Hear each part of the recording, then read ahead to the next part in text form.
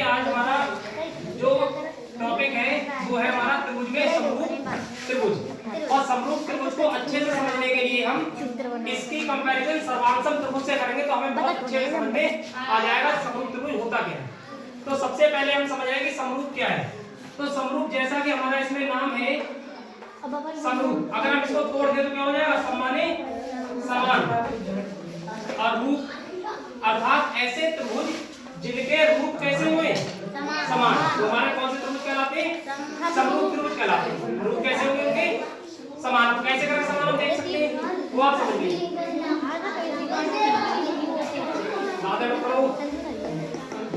जैसे मान लीजिए हमारे एक त्रिभुज हमने ले लिया ए बी सी, इसका ये कोण हमने बना दिया 90, ये बना दिया 30 और ये बना दिया 50। एक त्रिभुज हमने और लिया,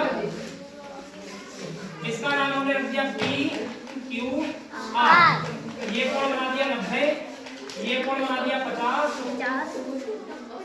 और ये कोण बना दिया 30। और हमने क्या किया? इसकी भुजा कर दी ये वाली 2 centimetre, 1 centimetre, 3 centimetre, 6 centimetre, 4 centimetre और 2 सेंटीमीटर। अब हम इन दोनों त्रिभुजों का कंपैरिजन करेंगे कि ये दोनों त्रिभुज कैसे हैं हमारे।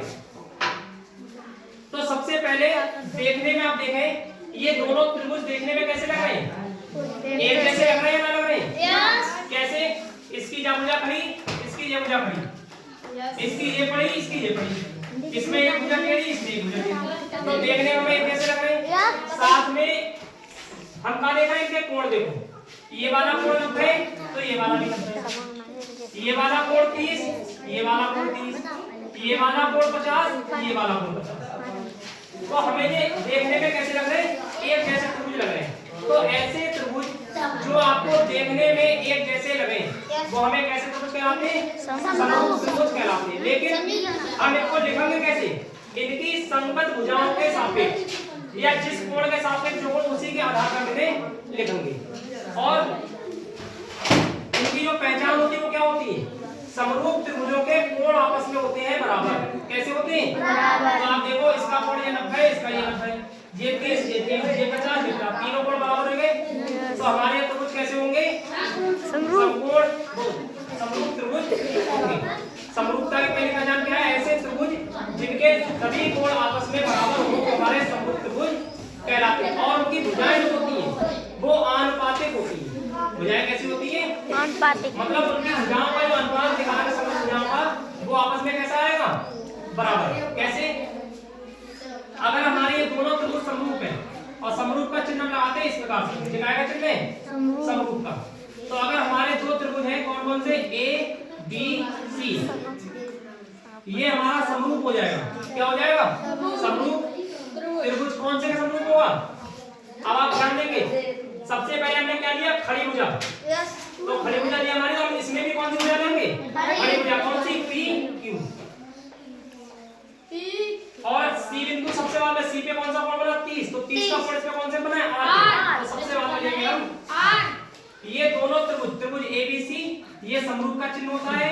त्रिभुज पी क्यू आर हो गया। तो समरूप अगर है त्रिभुज तो उसमें कौन कौन सी कंडीशंस अप्लाई करते हैं उन कंडीशंस के बारे में समझेंगे। पहला, समरूप त्रिभुजन के सभी कोण आपस में कैसे होते हैं? बराबर। अब समरूपता का आधार चलेंगे। इसमें देखो इसका एक कोण कितना है? 50।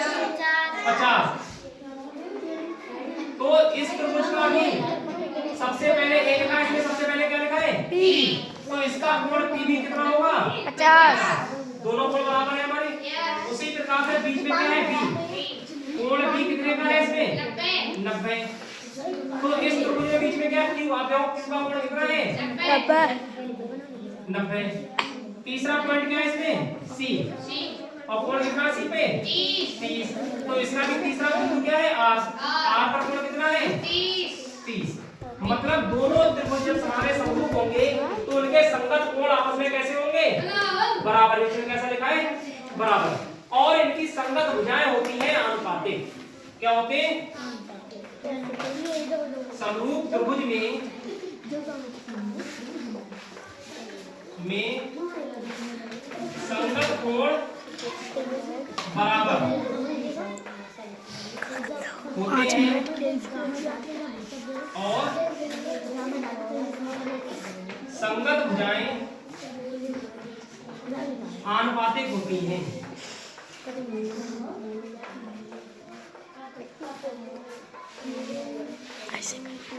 इसका मतलब क्या हुआ? आनुपातिक का मतलब अगर इनकी संगत भुजाओं का अनुपात निकालेंगे तो कैसा आएगा? वो बराबर आएगा। कैसा आएगा? बराबर। कैसे? देखो ध्यान से, जैसे हमने इसकी भुजा क्या है? AB, यहाँ से वो AB भुजा लेंगे, इसकी कौन सी भुजा लेंगे हम? PQ। तो हमने देखो AB और बटे में क्या निकाला? PQ। तो AB का मान कितना है? 2। PQ का मान कितना है? 4। ठीक, तो हमने इसे डिवाइड किया, 2 एकम 2, 2 दूनी 4। तो अनुपात इनका कितना आ गया? 1/2। इसी प्रकार से दूसरी भुजा हमारी कौन सी? देखो अब देवाली लो, इसको जोड़ के BC, अब इसका भी कुछ QR। तो हमारा जो BC QR, BC कितना है? 1 और QR कितना है? 2। तो इसका भी कितना आया? 1/2। इसी प्रकार से हम तीसरी भुजा देखेंगे। तीसरी भुजा कौन सी जाएगी? CA और इसमें RP। तो CA देखो कहां पे हमारी? CA और बटे RP। CA कितना है हमारा? 3 और RP कितना है हमारा? 6। तो 3 एकम 3, 3 दूनी 6, ये भी कितना आएगा निकल के? 1/2। तो यही तो कहना चाह रहे हैं कि हमारी संगत भुजाएं कैसी होती हैं? आनुपातिक होती हैं। मतलब उनका जो अनुपात निकालेंगे वो कैसे आएंगे आपस में? बराबर। तो हम कह सकते हैं इसे कि AB बटे PQ बराबर होगा आएंगे BC बटे QR बराबर होगा CA बटे RP और बराबर कितना आया निकल के सब में? 1/2।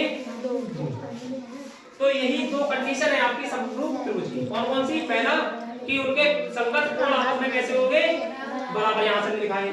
और दूसरा क्या होगा हमारे? इनकी भुजाएं कैसी होगी? आनुपातिक। समझ में आएगी?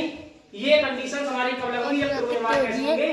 समरूप। और समरूप की कंडीशन क्या होती है?